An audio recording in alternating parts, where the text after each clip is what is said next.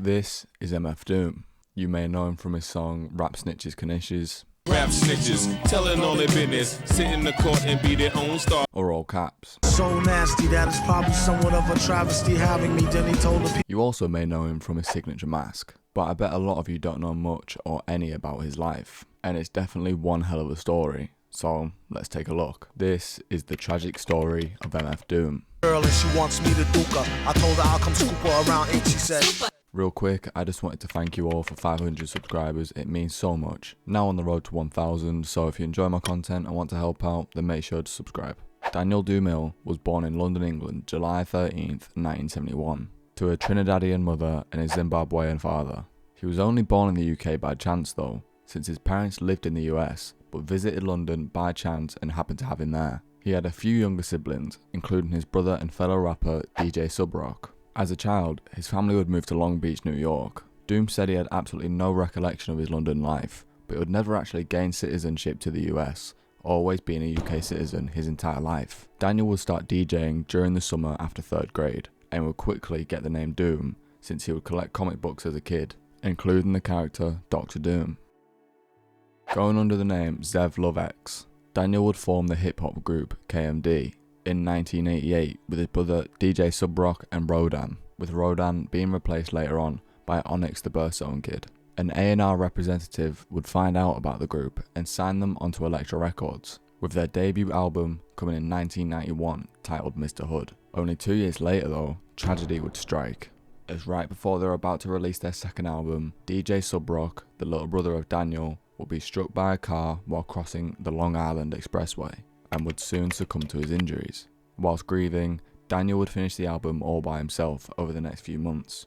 A release date of May 3rd, 1994 was set, but more disasters would hit. KMD would soon get dropped by Elektra Records, and their album would go unreleased due to the controversial cover art. After the tragedy of his brother's passing, Daniel retreated from the music scene, living damn near homeless, walking the streets of Manhattan, sleeping on benches.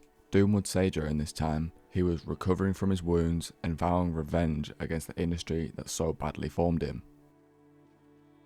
Daniel would return to making music around 1998. This time though, he would freestyle at open mic events in Manhattan, but it would be completely incognito, covering his face by putting tights over his head. This was the start of MF Doom. He would start wearing a mask pretty much identical to the Dr. Doom mask from the Marvel Comics, but as we all know, he would later switch to his legendary mask, based on the mask worn by Maximus in Gladiator. Operation Doomsday would be released in 1999, being MF Doom's first full-length LP, with Doom already sampling cartoons like the Fantastic Four in his songs, which would later be a staple of his career. He would then later release the LP Vaudeville Villain under the moniker Victor Von, and if you're a Marvel fan, you'll understand that's another play on Dr. Doom, whose real name is Victor Von Doom. MF Doom was getting a lot of hype around his music at this point, after some good and successful full-length albums, with people calling him one of the best writers in the whole of rap.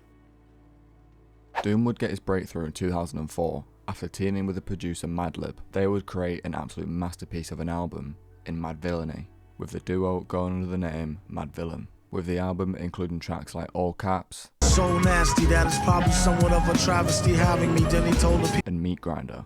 Tripping off the beat kinda, dripping off the meat grinder, heat niner pimping. This would later be known as Doom's masterpiece, and it's hard to argue against that. It would be a critical and commercial success, and would definitely help take Doom to hip-hop stardom. He would also release Double V2 in 2004, being the follow-up LP under the Victor Von moniker, with a lot of people questioning the career choice of Doom. He could have released an LP in the name MF Doom after the major success of his previous album to get more eyes and ears on it, but he chose to dive deeper underground and go back to the Victor Von persona instead of embracing a wider fame. 2004 was clearly a busy and successful year for Daniel, with him also releasing his album Food under the name MF Doom this year, including tracks like Rap Snitches Knishes, Rap snitches, telling all their business, sit in the court and be their own star. and Whole Cakes, Girl and she wants me to duke her. I told her I'll come scoop her around 8. She said. with this being my personal favourite Doom project. Let me know in the comments, what's yours?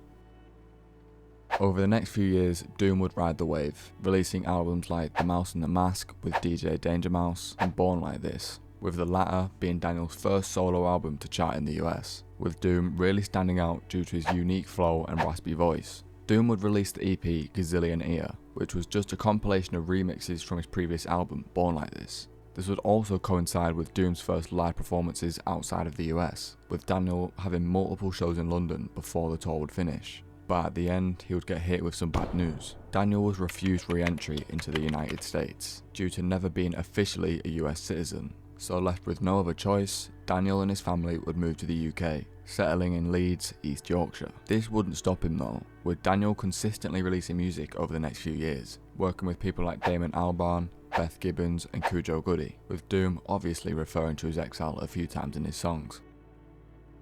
As the years went on though, Daniel would slow down, with eventually the music output just being solely random features on other people's tracks and projects. And on the 31st of December 2020, the world was stunned when Doom's wife Jasmine announced that Daniel Dumile had passed away 2 months earlier on October 31st. Daniel was admitted to St James University Hospital in Leeds in early October with respiratory problems. Daniel would later pass to angioedema, which is an area of swelling on the lower level of skin and tissue.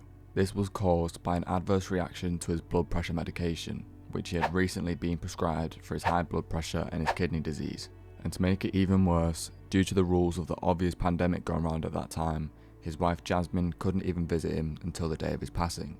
And to make it even worse, 3 years prior to this, Daniel's son Malachi would pass away at just the age of 14 due to unspecified causes.